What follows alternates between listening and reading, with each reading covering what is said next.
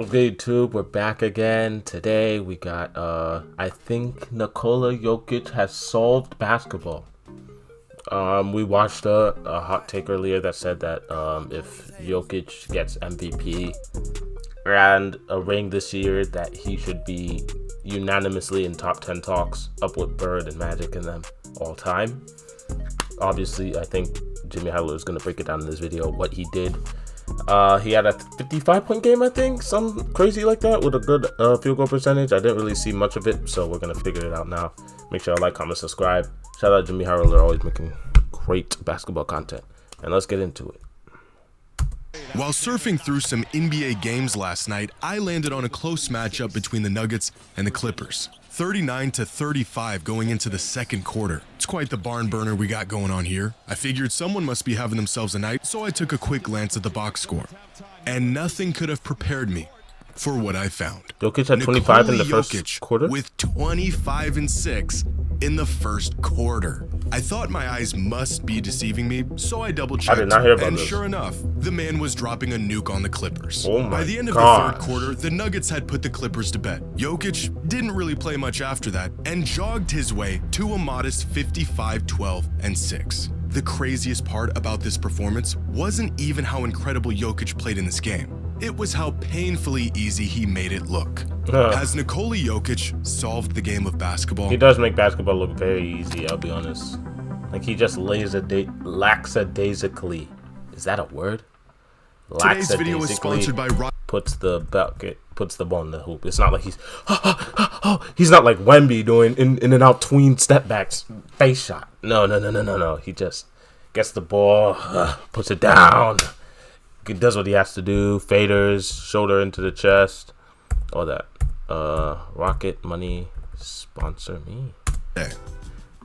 What you are looking at are statistically the best individual seasons of the last 20 years according to GameScore. Now, GameScore is a stat that essentially measures everything a player does on the box score and wraps it up into an all-in-one number. The more a player does and the more efficiently he does it, the higher the game score. Okay. Hundreds of players across 2 decades, and these are the top 100. You've got KD in 2010 ranked 85th, Chris Paul in 08 ranked 81st, Kevin Love in 2014 ranked 77th. By the 50s, you are already in MVP territory. LeBron in 2014, Steph in 2016. In fact, there's a lot of LeBron and Steph in here. A lot of Harden, Durant, AD, Giannis. Climb your way into the top 20 seasons, and you are looking at some all-time stat-stuffing campaigns. AD in 2018, Westbrook in 2017, LeBron in 2009. But by the time you end up in the top 10, you will find the same 3 names on a run unlike anything else in recent NBA history. The names of Luka, Jokic, and Giannis littered throughout this historic threshold. An average game score of more than 27 only achieved 1 time in NBA history by Nikola Jokic last season. However, Shea and Luka on pace this season to make history of their own. And Giannis on pace. Luka has a better game score than Shai. I heard people saying Shai's better than Luka. Just because the Thunder won does not mean that's true. Luka is a better basketball player than Shai. Let's just be honest here. For an NBA record, nearing a mind-boggling game score of 30, a mark that would have been inconceivable just a few seasons ago. At least, he was on track to break this record, if it wasn't for Nikola Jokic, who currently holds an average game 32. score this season of 32.64, who, when even compared to the greatest seasons of this Obviously, century, the season just has started, entered his own stratosphere. that's What still he is insane. doing right now, even by his standards, completely unprecedented. Between his video game numbers, unparalleled skill set, and the ease in which he does it all, Nikola Jokic is proving once again why he is the most impactful player in basketball. After getting out to what most fans described as a slow start to the season, averaging a measly 20-14-10 through the first 5 games, Jokic apparently heard the criticism and decided he was going to start shooting the ball again. 6 games into his revelation, and the Nuggets haven't lost a game since. They're beating their opponents by an average of 15 points, and Jokic is averaging 36, 12, and 11 in that span. I take this time to say I too have came to a revelation of my own. I think Nikola Jokic has solved basketball. not just because of what he's doing on the court, but also because of how he's doing it. On Wednesday night, Jokic didn't just have one of the most efficient 50 pieces in league history, he had one of the easiest 50 pieces in NBA history. It didn't matter what they threw at him, Jokic made easy work of all of it. They threw a big body at him in Zubats, and Jokic just backs him down like a featherweight. He makes this shot Zubac 100% of the time. Zubac just let him go. He wasn't putting his body on him. He was just stepping back. Come on now. What was Zubac doing, bro? That's horrible defense. Plays later, same look, same spot, but this time, while Zubats is waiting for the bump, Jokic just blows on by him. Flip it over on the other wing this time. Yo, gang, shift your feet, bro. He's just walking aside him. We cannot be saying this is good defense, bro. Zubats is desperately trying to hold him off, but Jokic gets to his He's doing something a little Too here. skilled, Zubats falls for the shimmy. Jokic it's a little gets an better, easy bucket. but he fell for it. Very next possession. This time, they've got some more length on him with Brook Lopez. Lopez just saw Zubats get melted, so he's prepared. He's got quick hands. He's waiting for Jokic to turn his back or make a first step, and he just pulls up in his face for an and one. Where is the double, you might ask? Well, they can't send one. Jokic is the best playmaker on the planet. He is praying that you send a double. And this is how the entire night went in LA. Jokic exploiting his freakish strength and soft touch by just casually getting to his spot and feasting on whatever easy look he created. When the Clippers finally decided to make their adjustments, clog the high post and concede the double team, Jokic decided to take advantage of a lackluster pick and roll defense by drilling three-pointers like they were free throws. It isn't flashy, it ain't that pretty, it really isn't all that exciting, but it is painfully simple and offensively easy for Nikola Jokic. By the end of the night, Jokic had bullied his way to 55 points, 12 rebounds, and 6 assists on 91% true shooting, and the best statistical performance of his entire career in just 34 minutes. Wow. The man is moving at half speed. He doesn't get but about 10 inches off the ground, and it doesn't even matter. He is just too smart, too strong, and way too skilled. And I have come to the conclusion that Nikola Jokic has simply won basketball. He beat it. The man solved the game, cracked the code. He has pretty much figured out exactly what to do in any situation and how to do it. He is unbelievably aware of who's on the court, who's guarding him, where the shooters are, where the shot blockers are, where the... Jokic right now, is he better than Shaq, yes or no? Comment down below. I'm not going to answer this question because I'm not 100% sure. I'll just be completely honest. Shaq wasn't pulling threes like this.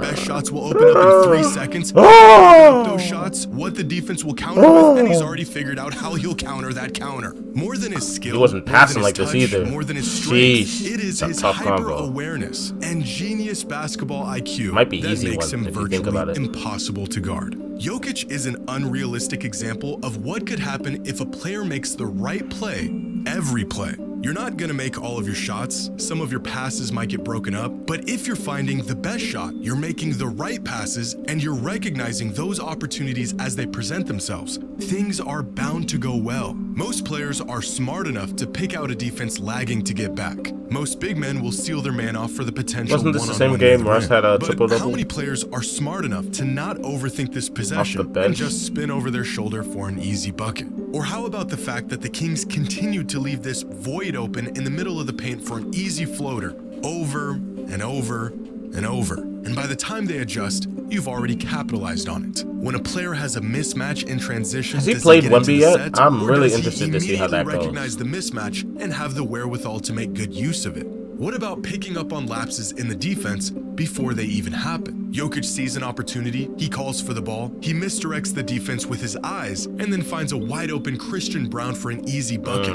But Jokic knew Brown was going to be open when he saw his man trailing behind 5 seconds ago. He notices this, he calls for the ball, he knows the Kings are in a man coverage, he forces the defense to stay on the corner man by telegraphing what looked like it was going to be a pass to the corner, and he gets his teammate wide open. And he yelled it out too.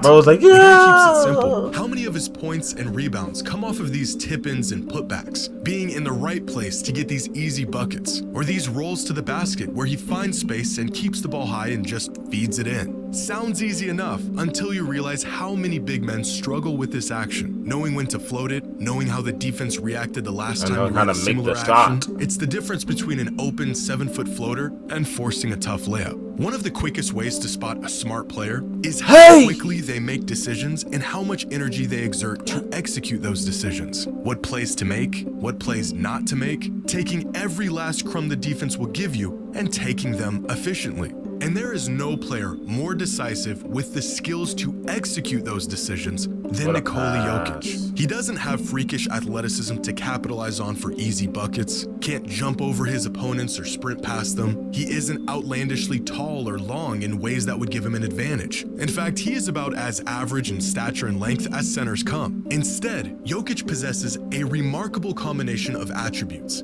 touch, strength, and basketball intelligence that has made him the most impactful offensive weapon in the history of basketball. Of course, Jokic's best attribute, the one between his ears, isn't quite something you can measure, but it wouldn't hurt to try. That's what Crafted NBA has attempted to do with their basketball IQ metric, a stat that uses game-specific skills and awareness such as spatial understanding, tactical decisions, and playmaking insights to quantify a player's performance and decision-making. They can measure basketball crazy, IQ? right? I know. The player with the highest basketball IQ in the entire NBA is, of course, Nikola Jokic. But as impressive as his box score numbers are, Jokic's true value is better captured by looking through the lens of advanced numbers. Here are the top 50 players in the league so far this season, according to Box Plus Minus. Now, these numbers will level out a bit as the season continues, but we're quickly approaching the point where most players will settle in about where they are right now. For example, Brunson ranks 31st, Jaylen Brown ranks 25th, Cade at 20, Steph is at 13, and Wemby is at 9. And all the way at the very top, the best players in the league in Luka Doncic, Giannis Antetokounmpo, and Shai Gilgeous-Alexander. Now, a box plus minus of 11 or more is historically great. There's only been about 20 seasons in NBA history of this caliber. For example, LeBron has only had 3 seasons with a BPM above 11. And all 3 of these guys are playing at that level right now. And then there's Nikola Jokic, way over here, with a box plus minus of 20.8. This is not a them people in them podcasts might be right. Maybe I was wrong. Maybe I spoke too early, bro. This brother might just be top 10 at the end of this season if he gets a ring, a Finals MVP, and an MVP. At that point, just give him the top 10, bro. Just give him the top 10. Maybe give him top 8 at this point, because this is wild. But obviously, the season just started. But there's no way he finished. If he finishes with a 20.8 box plus minus, bro. Typo. This isn't a mistake. There's no error in this graphic. This, my friends, is Nikola Jokic. Shout out Jokic. I was a Nuggets fan. How was I Nuggets fan? Look at me sounding like I'm bandwagoning. I liked the Nuggets. I'm not gonna say I'm a Nuggets fan. I liked the Nuggets before they had Jokic because I liked the way they played. Now they have Jokic, and let me not bandwagon. That brother's doing good in his own genre. I'm not gonna claim. Shout out them. They're hooping. Make sure y'all like, comment, subscribe. I'm gonna catch you on the next video. That's him and Wemby are going crazy.